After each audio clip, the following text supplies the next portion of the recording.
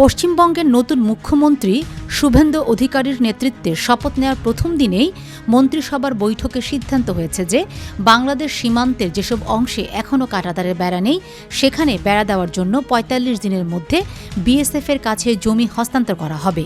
মুখ্যমন্ত্রী বলেছেন, এটি না করলে পশ্চিমবঙ্গের জনবিন্যাস পরিবর্তন ও সুরক্ষা হুমকিতে পড়বে। প্রশ্ন উঠেছে, শুভেন্দু অধিকারীর নতুন সরকার গঠনের পরপরই কেন এত তাড়াহুড়া করে সীমান্তে কাঁটাতারের বেড়া দেওয়ার উদ্যোগ নিচ্ছে? এর পিছনে স্পষ্ট রাজনৈতিক কারণ আছে।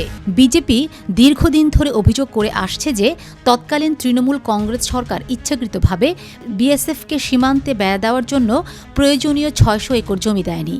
কেন্দ্রীয় স্বরাষ্ট্রমন্ত্রী অমিত শাহ সংসদে জানিয়েছিলেন, ২২১৬ কিলোমিটার সীমান্তের মধ্যে এখনও ৫৬৩ কিলোমিটার বেড়া দেওয়া বাকি এবং এর পুরো দায় মমতা সরকারের। নির্বাচনী প্রচারে বিজেপি এই প্রতিশ্রুতি দিয়েছিল যে ক্ষমতায় এলেই সেই জমি বিএসএফকে দেওয়া হবে।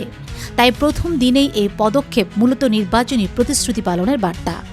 এ বিষয়ে বাংলাদেশের পররাষ্ট্র উপদেষ্টা হুমায়ুন কবির বলেছেন, বাংলাদেশ কাঁটাতারের বেড়াকে ভয় পায় না, তবে তিনি একটি গুরুত্বপূর্ণ প্রশ্ন তুলেছেন। তিনি বলেছেন, নির্বাচনী বক্তব্য আর রাষ্ট্র পরিচালনা কি এক?